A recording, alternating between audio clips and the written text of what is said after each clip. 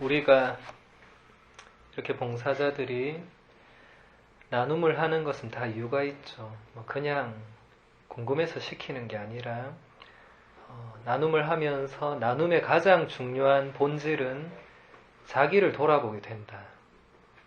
어찌됐든 자기를 한번 돌아봅니다. 묵상 때도 돌아보고 남들이 말하는 거 들으면서도 돌아보고 또 자기가 말하면서도 또 자기를 돌아보고 3번이나 자기를 돌아본다. 그러면서 내가 뭘 바꿔야 되겠다든지 이건 아닌 것 같다든지 이게 사실 엄청난 거죠. 혼자서는 이렇게 하기 힘듭니다. 혼자서 앉아서 아무리 명상을 해도 그래 안 되거든요. 근데 나눔을 할 때는 자동으로 됩니다. 그리고 나눔을 할 때 2번째 본질적인 것은 다른 사람의 이야기를 통해서 그 사람의 어떤 삶을 우리가 알고 그 사람을 조금 더 알게 된다는 거죠. 사랑하기 위해서는 알아야 됩니다. 모르고 사랑할 수 없죠. 연인이 만났는데 생전 모르고 우리 오늘부터 사랑합시다 할 수 없죠. 서로 조금씩 알아가고 그 사람에 대해서 맞춰가고 길들여가고 하면서 이제 서서히 사랑을 하게 된다는 것입니다. 그래서 우리가 나눔을 하다 보면 정말 생각지도 않은 그 사람의 어떤 모습들, 이야기들, 또 그를 통해서 나한테 던져오는 이런 모든 것들이 사실은 우리에게 굉장히 중요한 것들이고, 그리고 우리가 그 나눔을 통해서 다시 이렇게 뭔가 새롭게 시작할 수 있는 기회도 되고, 또 가장 중요한 것은 또 공동체라는 그 안에서 나눔은 절대 필요한 것이다 라는 것입니다. 우리는 지금 공동체를 이루어가고 있습니다. 제가 이 울산 성서가족이라는 이름을 처음 내걸었을 때 기도와 사랑의 공동체를 만들자. 단순히 어떤 이익 집단이나 그냥 모임이나 그런 게 아니고 그런 건 널렸죠. 성당에도 많고 신앙인들 모임 얼마나 많아요. 근데 공동체는 그렇게 많지 않아요. 제가 볼 때. 공동체는 단순히 그냥 모이고 서로 쓸데없는 이야기하고 같이 그냥 기도하고 이런다고 공동체 되는 건 아니죠. 공동체가 되기 위해서는 기도와 사랑이 거기에 반드시 들어가야 됩니다. 서로를 위한 기도와 서로 사랑하는 마음들이 가장 중요합니다. 그게 빠지면 사실 공동체는 아니죠. 그냥 모인 거죠. 뭐 때문에 모였는지 모르지만 어떤 사람들은 차 타는 게 좋아서 동호회 만들어 모이는 사람도 있을 것이고, 어떤 사람들은 도박이 좋아서 거기 모이는 사람도 있을 것이고, 어떤 사람들은 그냥 수다 떠는 게 좋아서 또 몇 명 모여서 하루 종일 수다 떠는 사람도 있을 것이고, 많은 모임들은 많습니다. 그 우리가 공동체에는 내가 속해 있는 진짜 공동체가 과연 얼마나 있는지 생각해 볼 때 아마 그렇게 많지는 않으리라 생각합니다. 그래서 인간이 외로워하죠. 그런 모임과 집단은 아무리 가 있어봤자 정말 내가 기대고 의지하고 할 곳은 못 된다는 걸 우리는 최종적으로 다 알게 됩니다. 그래서 결국 손 털고 나오든지 아니면 알면서도 그냥 할 수 없이 거기 있든지 그렇게 된다. 신앙인들도 마찬가지죠. 할 수 없이 거기 있는 경우가 얼마나 많은지 몰라요.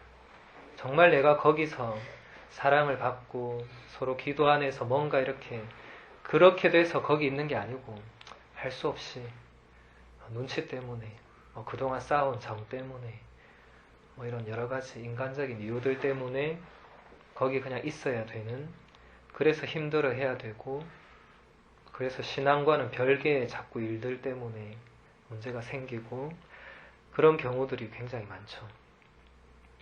공동체를 만든다는 건 사실 쉬운 일이 아닙니다. 굉장히 어렵습니다. 단순히 시간을 같이 보낸다 해서 공동체 되는 거 아니고 매일 만난다고 해서 공동체가 되는 것도 아니고 그렇다고 안 만난다 해서 또 안 되는 것도 아니고. 그래서 이게 쉬운 작업이 아닙니다. 정말 여기에는 많은 것들이 필요하겠지만 제가 기도와 사랑을 내걸었던 이유는 그게 나머지 모든 것들을 다 끌어안을 수 있다고 보았기 때문이고, 실제로 제가 이렇게 성서 그룹 공부를 할 때 사실 가장 강조하는 것도 바로 그 요소들입니다. 제가 지금 이제 창세기하고 마르코 두 그룹을 하면서 제가 발견한 놀라운 사실은 그저 단순히 하느님께서 이 사람들을 말씀을 전하라고 나를 보내신 것이 아니라 이 공동체를 정말 하나의 정말 당신이 원하시는 그런 공동체, 기도하고 사랑하는 공동체로 만들어라고 나를 봉사자로 뽑으셨다는 것을 어느 날 갑자기 깨달았습니다. 작년에 그룹 봉사 그렇게 많이 할 때는 그것까지 몰랐어요. 그냥 죽어라고 봉사는 했지만 그것까지 몰랐어요. 근데 요즘 이제 제가 두 그룹을 하면서 새로운 사실을 깨달았습니다. 그래서 더 저의 소명이 무엇인지 새롭게 발견하고 있습니다. 공동체가 정말 있어야 된다. 그래서 우리 봉사자들도 어떻게 보면 굉장히 지금 우리가 힘든 여건 속에서 우리가 매주 한 번씩 만나는 것도 아니고, 그죠? 2주 어쩌면 또 더 긴 시간에 한 번씩 만나서 그것도 겨우 막 몇 사람 겨우 모이고 하는 굉장히 힘겨운 여건 속에서 그래도 공동체를 만들어야 된다는 사명감이 제 안에는 있습니다. 제가 떠나기 전에 여기 있는 이분들이 정말 하나의 정말 공동체가 된다면 그때부터는 이제 새로운 역사가 쓰여질 수 있을 것이다. 하느님께서 온 인류를 싹 쓸어버리고 새로운 역사를 다시 쓸 때 노아의 방주가 있었습니다. 그 방주는 정말 기도와 사랑의 공동체였죠. 방주가 없었으면 새로운 역사가 쓰여질 수 없었습니다. 그 방주를 가만히 생각해 보면 그 안에서 정말 서로 미워하고 치고받고 했으면 끝났을 거예요. 그 안에서 적어도 몇 달을 같이 지내면서 얼마 깎아뵙겠어요. 여러분, 이 방에서 우리 한 1년 같이 있으라 이러면 처음에는 뭐 좋아하겠지만 나중에는 뭐 난리도 아닐 겁니다. 그런데 끝까지 참아주고 끝까지 이해해주고 용서해주고 끝까지 사랑하고 또 하느님께 기도하는 그런 것들이 그 안에 반드시 있었을 것이다. 그거 아니면 그 방주 안에서 아마 다 뛰어나가서 그냥 죽었을 것이다. 못 견디고. 여러분도 가끔 내가 있는 집, 내가 속해 있는 어떤 모임, 그거 못 견디고 뛰쳐나가잖아요. 난 더 이상요 못 있겠다 하면서. 방주도 충분히 그럴 수도 있었죠. 사람만 있는 게 아니라 온갖 짐승들 같이 있는데 냄새 나고 막 찢고 뽑고 막 닭이 울고 잠도 못 자고 이러는데 열 안 받겠어요? 난 못 살겠다고 밖으로 나가면 물밖에 없고 바로 죽는 건데, 거기서 많은 묵상을 하게 됩니다. 공동체에서 떨어져 나가면 죽음밖에 없다. 그건 분명하다. 그 방주에서 떨어져 나가면 나머지는 죽음밖에 없다. 우리가 정말 그런 방주 공동체가 지금은 없으니까 더 우리가 방황하고 기댈 곳이 없고 이렇지만, 그런 공동체가 있다면 정말 새로운 역사가 모두에게 쓰여지지 않을까 생각합니다. 정말 그런 공동체가 있다면. 그래서 우리 봉사자 이 공동체도 우리가 그동안 이 요소들을 너무 잊고 온 건 아닌가 하는 반성을 해봅니다. 그냥 모이기도 급급하고 월미사와 성시간을 준비하는, 사실 월미사와 성시간은 여기서 준비 안 해도 그날 가면 다 되죠. 그날 와서 정말 어떻게 해도 다 됩니다. 제가 이때까지 해본 결과 정말 안 될 것 같은 우여곡절 속에서도 어떻게든지 되긴 됩니다. 하느님께서 원하시는 일인 건 분명한 것 같습니다. 이제는 우리가 무엇을 더 이렇게 해야 될까 하고 생각했을 때 이 봉사자들이 단순한 모임을 넘어서 이제 우리가 공동체가 되어 나가야 되겠다. 이제 이 작업을 우리가 해야 되겠다 하는 생각이 듭니다. 어떻게 해야 될지 구체적으로 아직 생각해 본 건 없지만은 우리가 여기서 제가 울산에 영원히 있을 것도 아니고 여기서 이 봉사자들이 공동체가 되어 있지 않으면 결국 다 떨어져 나가고 무너지고 결국 다 도로 나무 아미타불이 될 것이다 하는 생각이 듭니다. 그래서 우리 어떤 신부님께서 당신의 오랜 사목 경험에 비춰볼 때 매주 한 번씩 모이지 않으면 결국 무너지더라 이런 말씀을 하셨어요. 그래서 제가 그 말씀을 듣고 매주 한 번씩 모이는 것은 현실적으로 불가능하다. 그래서 우리가 처음에 이제 2주에 한 번씩 모여보자. 근데 역시 그래 2주에 한 번씩 모이니까 역시 많은 문제점들이 생기긴 생겨요. 뭐 그렇다고 매주 모이면 안 생기느냐 뭐 그런 건 아니죠. 그래서 그런 차원을 넘어서는 지금 뭔가가 우리에게 필요하다는 생각은 듭니다. 그래서 우리가 단순히 그냥 월미사에 봉사하고 성시간에 봉사하기 때문에 봉사자는 아니죠. 기도하자고 했었고 그래 서로 사랑하자고 했었지만 그런 것들이 다 사는 게 바쁘고 뭐 여러 가지 워낙 여러분들 속해 있는 모임 단체 뭐 그런 것들이 많다 보니까 밀리고 이렇게 해서 지금 겨우 이제 연명해 나가는 정도. 이렇게 가면 나중에 이제 결과는 이제 안 봐도 뻔한 결과들이 또 나오게 되겠죠. 그래서 우리가 다 같이 힘을 모아야 될 때가 아닌가 생각합니다. 우리가 정말 공동체가 되기 위해서 무엇을 해야 되나, 그리고 여기서 내가 정말 이 사람들을 얼마나 내가 정말 사랑하려고 노력하고 이 사람들을 위해서 기도하려고 노력하고 있는지 우리도 돌아봐야 될 필요가 있다. 사제니까 당연히 기도하고 이런 법칙이 없죠, 사실. 저는 이 봉사자 공동체를 만들고 나서 하루도 빼지 않고 이 봉사자들을 위해서 기도를 해왔습니다. 제가 가끔씩 호소를 했습니다. 내 혼자 기도하니까 너무 이게 힘에 부치는 것 같다. 같이 기도를 해주면 좋겠다. 우리가 다시 그런 마음들을 내 안에서 좀 이렇게 일깨워 나가야 되지 않을까. 그리고 결정도 분명히 해야 되고 내가 정말 이 봉사자 공동체에 정말 내가 공동체의 한 사람으로 내가 있을 것인지 아니면 나는 여기가 내 자리는 아닌 것 같다든지 이런 것도 우리가 분명히 해야 될 필요가 이제 있다고 생각합니다. 그냥 하라니까 하고 뭐 마지못해 하고 이건 아니죠.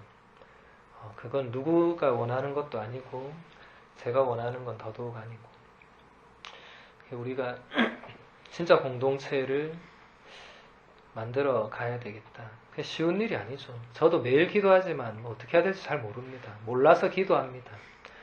하느님 뜻하신 바가 있다면 계속 이렇게 되게 해달라 뭐 이렇게 기도를 하는데 그리고 한 사람 한 사람을 위해서 기도하고 앞으로 이 사람들이 정말 쓰이게 해달라고 기도하지만 뭐 하느님의 뜻을 제가 알 수는 없죠. 하느님이 어떻게 하시고 뭐 여기 있는 여러분들을 어떻게 쓰시고 하는 것은 그분에게 속해 있는 일입니다. 저는 그냥 기도할 뿐이죠. 그래서 우리가 오늘 복음을 들으면서 여러분들이 많은 것들을 느끼셨겠지만 저는 그런 생각이 들었습니다. 존재하는 모든 것은 다 존재하는 이유가 있다.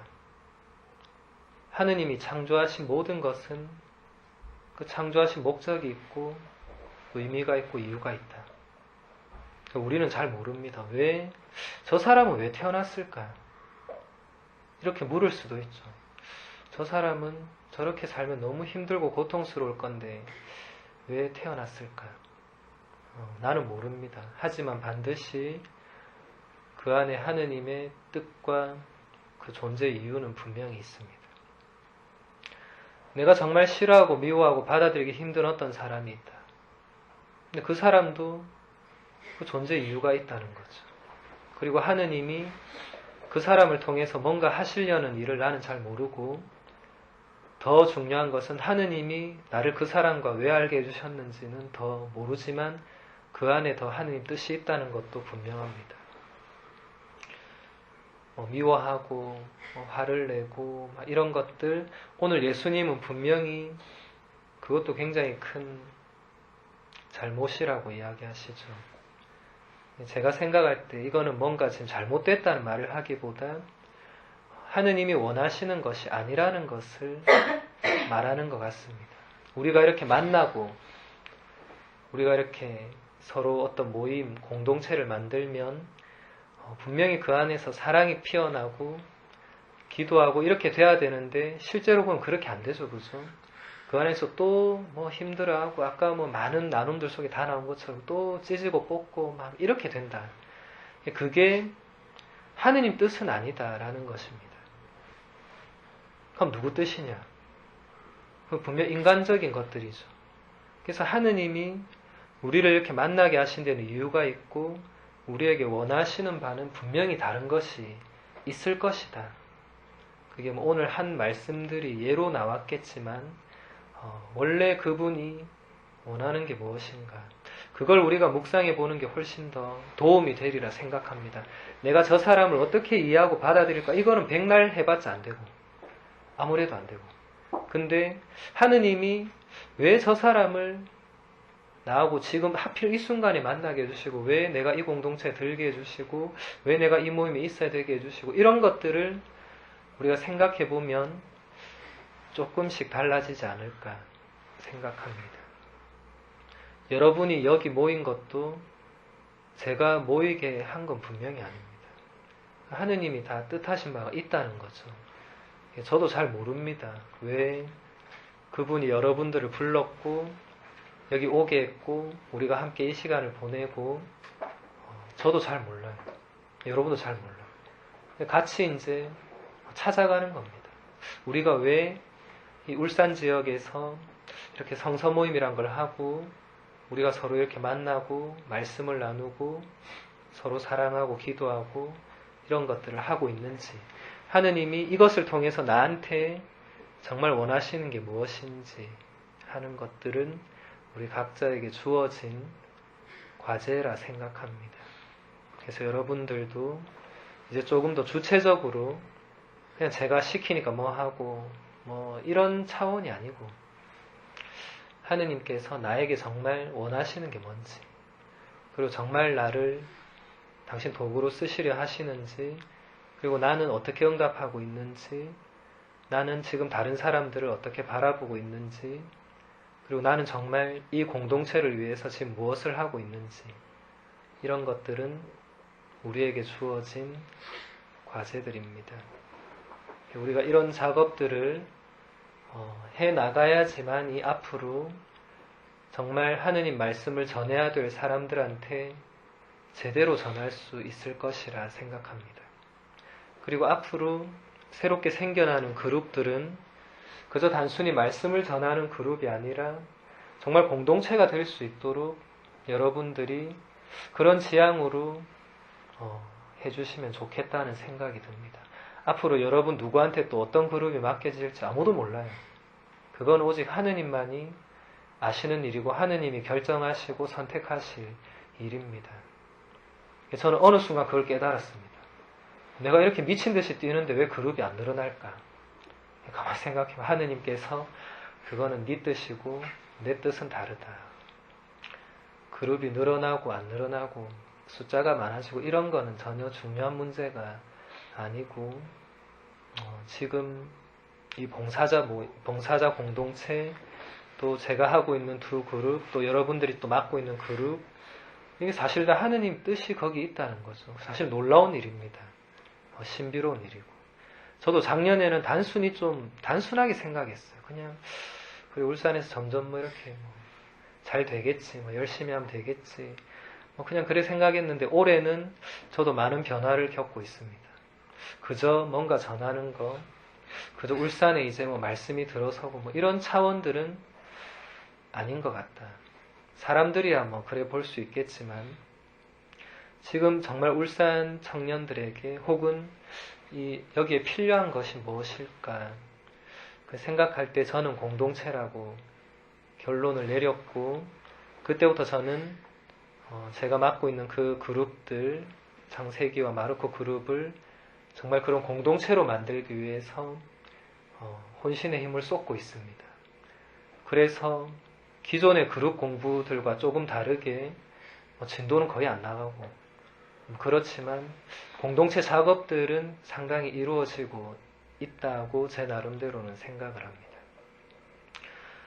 그래서 우리 봉사자도 제가 그걸 깨달은 지 얼마 안 돼서 이 모임이, 그래서 제가 미사를 해야 되겠다라고 생각을 했습니다. 일단 미사 안에서 우리가 다시 한번 돌아보고 뭔가 새롭게 이제 시작을 해봐야 되겠다. 뭐 이대로 가는 게 뭐 안 좋고 이런 또 차원이 아니고, 뭔가 이런 새로운 깨달음 안에서 우리가 뭔가 더 하느님께서 우리에게 원하시는 게 뭔지, 나에게 지금 바라시는 게 뭔지, 우리가 지금 봉사자 공동체라는 타이틀을 내걸고 존재하는 그 이유들이 뭔지 우리가 다시 한번 생각해 볼 필요가 있겠다. 이때까지 여러분들은 사실 너무 쫓겨왔죠. 그래서 생각해보고 자시고 할 것도 없이 막 시간 되면 겨우 맞춰오고 막 빠지면 할 수 없이 못 오고 뭐 이런 상황들이었습니다. 앞으로도 계속 그렇게 될 것이고, 그렇게 계속 가다 보면 나중에 되면 결국 뭐 남는 게 뭐가 있겠어요. 그건 아닌 것 같다. 그래서 우리가 한번 돌아보자. 그리고 정말 우리가 지금 이 봉사자들이 공동체가 되기 위해서 정말 우리가 해야 될 일들이 뭔지 같이 한번 생각해 보면 좋겠다라는 마음이 듭니다. 그래서 오늘 아까 여러분들 화해, 용서 이런 이야기들 하면서 자신과의 화해, 또 다른 사람과 화해, 뭐 이런 좋은 이런 나눔들이 참 많았습니다. 결국 근데 우리가 가장 화해해야 될 분은 사실 하느님 한 분입니다. 그분하고 제대로 화해하면 나머지는 저절로 됩니다. 근데 우리는 사실 하느님과 제대로 화해를 잘 못합니다. 그분하고 굉장한 거리를 스스로 만들고 그분과 대화를 잘 나누지 않고 그분과 직면하지 않고 항상 겉돌고 피하고 더 나 안으로 들어가고 더 사람한테 기대고 이러면서 정작 가장 중요한 하느님과는 우리가 좀 멀리 있죠. 예수님이 끝까지 십자가를 질 수 있었던 이유는, 끝까지 사랑하고 끝까지 용서할 수 있었던 이유는 예수님은 하느님과는 마지막까지 같이 끝까지 있었기 때문입니다. 만약 예수님이 하느님과 거리가 있고 화해를 이렇게 하지 못하고 막 이런 상황들, 만약 마지막 그 순간에 정말 그 피땀 흘리면서 기도할 때 그때 최고의 그 긴장 고조 순간이죠. 예수님은 끝까지 나는 못 가겠다. 하느님은 끝까지 너는 가야 된다. 이렇게 하면서 예수님 피땀을 흘리면서 밤새도록 기도를 했습니다. 최고의 긴장의 순간이었죠. 거기서 예수님이 끝까지 나는 못 가겠다 했으면 어떻게 됐겠습니까? 뭐 알 길은 없지만 예수님 십자가 안 지고 한 80살까지 살고 뭐 이랬으면 역사는 완전히 달랐겠죠. 거기서 예수님도 하느님하고 화해를 한 겁니다. 아버지는 끝까지 아들은 죽어야 된다. 아들은 나는 못 죽겠소. 이렇게 되면 이제 끝까지 가다 보면 이제 화해의 시점이 놓치게 되면 끝나는 거죠. 그죠? 거기서 예수님이 마지막에 제 뜻대로 하지 마시고 아버지 뜻대로 하소서라고 하면서 이제 극적인 화해가 이루어지고, 그때부터 예수님은 그 모든 시련과 배반, 소외, 고통 이겨낼 수 있는 힘을 받습니다. 이제 아버지만 붙들고 이제 그 뒤부터 예수님은 침묵으로 끝까지 가서 이제 십자가 죽음을 당하시죠. 김수환 추기경님도 끝까지 사랑하고 용서하실 수 있었던 이유는 그분은 마지막까지 하느님께 매달려 있었기 때문입니다. 그분은 아무리 바빠도 매일 1시간을 예수님과 함께 있었습니다. 제가 생각할 때 그 시간 때문에 그분의 삶이 그렇게 될 수 있었다고 생각합니다. 마더 데레사 수녀님도 마찬가지죠. 아무리 바빠도 하루에 1시간을 예수님과 함께 머물렀습니다. 물론 그 시간 내내 어둠이고 고통이고 뭐 그렇다 할지라도 그냥 머물러 있었다라는 것이죠. 그래서 그 다른 수녀님들이 해야 될 일이 너무 많은데 기도 시간 때문에 일을 못하니까 그 기도 시간을 줄여달라고 하니까 데레사 수녀님이 1시간 더 늘려서 2시간을 앉아 있으라고 했습니다. 이거 모순 같지만 실제로 그게 가장 중요하다는 것이죠. 그래서 우리도 정말 이 사순 시기에 내가 누구를 용서하고 내가 저 사람 어떻게 용서하고 이거는 사실 굉장히 본질적인 차원은 아니고 내가 지금 하느님과 어떤 위치에 있고 나에게 지금 하느님은 어떤 분이시고 이런 근원적인 물음을 여러분들은 다시 던져야 됩니다. 하느님도 아담에게 이런 질문을 던졌죠. 너 어디 있느냐? 그 전까지 아담은 예 여기 있습니다 했지만 그때는 대답도 안 하고 숨고 피했습니다. 하느님께서 만약 오늘 나한테 너 지금 어디 있느냐 하고 물으신다면 여러분들이 뭐라고 대답할 수 있을지. 그리고 어제 마르코에서 다시 한번 나왔지만 예수님께서 그런 질문을 제자한테 던졌다는 거죠. 사람들이 나를 누구라고 하느냐. 그리고 나서 너는 나를 누구라고 하느냐.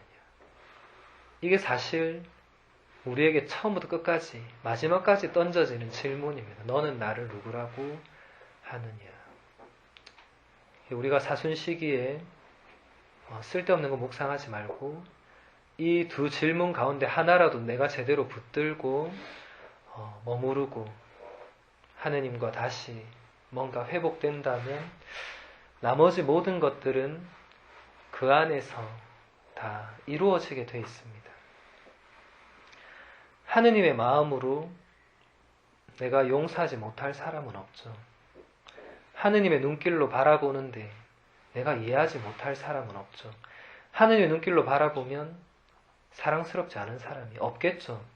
하느님이 세상 모든 사람들을 어떤 마음과 어떤 눈길로 바라보실지 상상만 해봐도 마음이 참으로 따뜻해집니다. 근데 내 마음으로 내 눈길로 바라보니까 되는 게 없죠. 보면 성질나고 만나면 짜증나고 뛰쳐나가고 싶고 저 사람은 왜 태어났는지 왜 저 사람은 내 인생에 들어와서 이렇게 나를 힘들게 하는지 이렇게밖에 안 된다는 거죠. 그래서 우리는 가장 먼저 하느님과 화해해야 됩니다. 성경에서도 하느님과 화해하라고 하느님께 돌아오라고 오늘 독서 말씀도 그렇고 계속 하느님이 돌아오라고 그러고 있죠. 이거 남 얘기가 아니고 돌아오라고 지금 나한테 돌아오라고 그 말은 지금 내가 하느님을 떠나서 뭔가 등 돌리고 뭔가 거리를 두고 뭔가 멀리 있다는 말씀입니다. 돌아오라는 말씀에 아무렇지 않게 정말 받아들여진다면 그게 어쩌면 나는 지금 더 멀리 가 있다는 증거가 되는지도 모르죠. 오히려 돌아오라는 말씀이 가슴 깊이 찌르고 돌아가야 되겠다 한다면 사실 나는 그래 멀리 있는 건 아닙니다. 가까이 있지만 내가 자꾸 멀리 하려고 할 뿐이죠. 그래서 이번 사순 시기를 우리가 이제 보내면서 거창한 계획이나 뭐 이런 쓸데없는 거 해봤자 다 안 된다는 거 여러분의 경험으로 다 알고 있고 정말 하느님께서 나한테 어디 있느냐 이런 물음을 던진다면 또 예수님께서 너한테 나는 누구냐? 이런 물음을 던진다. 그리고 하나님께서 돌아오라고 하시는데 내가 지금 어디서 어떻게 응답하고 있는지 돌아보는 것만으로도 정말 훌륭한 사순시기, 은총의 사순시기가 될 거라고 생각을 합니다. 그런 마음으로 이 사순시기를 잘 보내시고 또 제가 서두에 던졌던 우리 봉사자들의 이 공동체, 앞으로 우리가 어떤 공동체로 만들어 나가야 되고 내가 거기서 무엇을 해야 될지 잠시 침묵 가운데